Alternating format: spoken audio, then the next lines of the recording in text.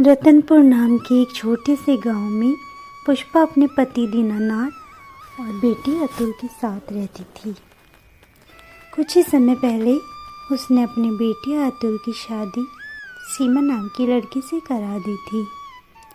सीमा एक साधारण, शांत और विनम्र स्वभाव की लड़की थी, जबकि पुष्पा देवी स्वभाव से बहुत झूठ बोलने वाली, हठी और बुरे मिजाज की औरत थी। सीमा की नई नई शादी हुई थी। 2 दिन तक तो सब कुछ ठीक चलता रहा, लेकिन तीसरे ही दिन सुबह 5 बजे उसकी सास कमरे का दरवाज़ा ज़ोर ज़ोर से पीटने लगी। अरे अतुल, ये महारानी कब तक सोएगी? सुबह के 5 बजे हैं। उठो, कुछ समाज का भी ख्याल कर लो। सीमा घबराई हुई आवाज में बोली, जी माँ जी, अभी आई। नहाकर सीमा रसोई में आकर घर का सारा काम करने लगी। अगले दिन सीमा ने सास से पूछा, मम्मी जी, आज खाने में क्या बना लूं? पुष्पा बोली, हाँ बहू, दाल चावल गोभी आलू की सब्जी और रोटियां बना ले। सीमा खाना बना देती है और सबको खिला देती है। थोड़ी देर बाद पुष्पा गली की कुछ औरतों के साथ बाहर बैठकर बातें कर रही होती है। पड़ोसन आरती पूछती है, क्यों पुष्पा, अब तो तू आराम करती होगी ना? बहुत सारा काम कर लेती होगी। पुष्पा मुंह बनाते हुए बोली, 1 महीना हो गया महारानी को शादी को, लेकिन ये महारानी तो कुछ करती ही नहीं। सारा काम मुझे ही करना पड़ता है। रोज रोज दाल चावल बनाकर रख देती है। बेटा भी मुंह बनाता है कि मुझे इसके हाथों का नहीं खाना, माँ तुम ही बनाओ। इस तरह पुष्पा बहू की झूठी बुराइयां करती फिरती थी। धीरे धीरे उसने सीमा को बहुत परेशान करना शुरू कर दिया। एक दिन बेटा सीमा को बाहर खाना खिलाने और फिल्म दिखाने ले जाने की बात करता है। यह सुनकर पुष्पा सोचती है कि अगर बहू चली गई तो घर का सारा काम उसे ही करना पड़ेगा। वह बीमार होने का नाटक करने लगती है। जैसे ही अतुल ऑफिस से लौट कर आता है, सीधा वो माँ के कमरे में जाता है।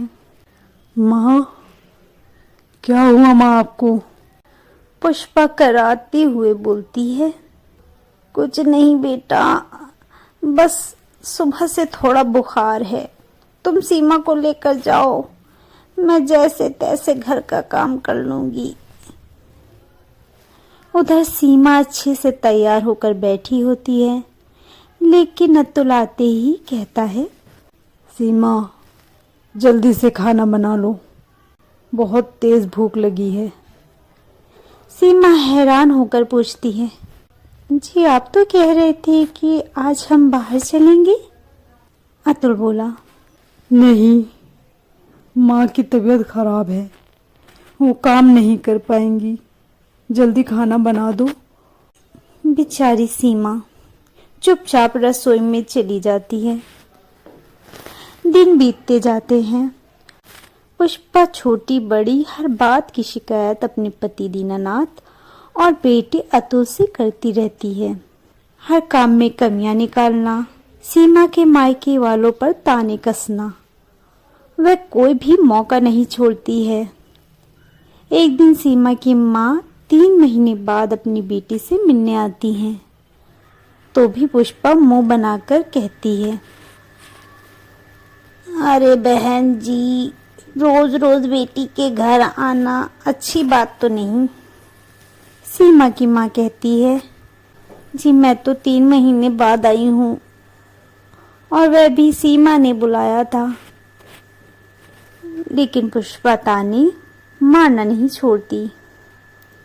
यह सब सुनकर सीमा बहुत दुखी होती है। रात को जब अतुल घर आता है तो सीमा उसे बताती है कि आज उसकी माँ ने उसकी माँ से किस तरह बात की।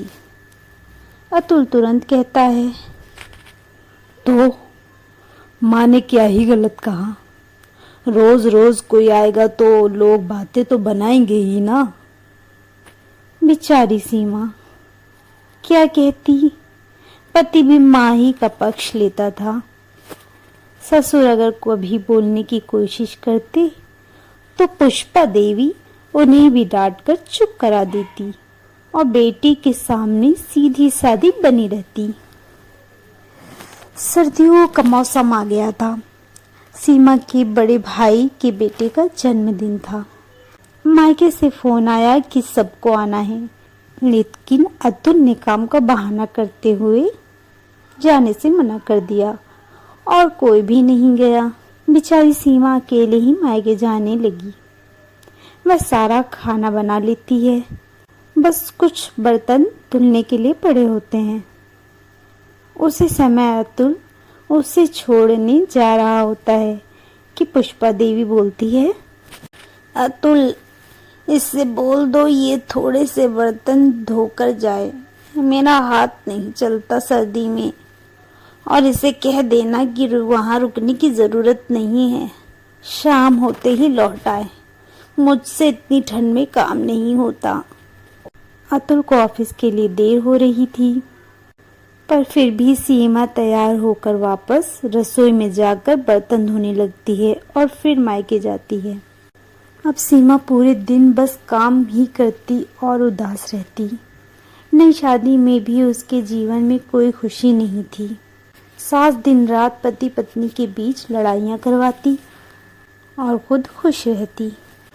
एक दिन अतुल ऑफिस से जल्दी आ जाता है। उसने माँ के कमरे में जाकर देखा कि पुष्पा रो रही है। माँ, क्या हुआ माँ? पुष्पा बोली, क्या बताऊं बेटा, मेरी तो किस्मत ही खराब है। मैंने बहू से कहा कि मेरी तबीयत ठीक नहीं, खाना यही दे दे, तो उल्टा मुझसे बदतमीजी करने लगी, गाली देने लगी। उसने झूठ बढ़ा चढ़ाकर अतुल को सुना दिया। अतुल गुस्से में सीमा के पास गया। तुमने मेरी माँ से बदतमीजी की? सीमा को भी गुस्सा आ गया।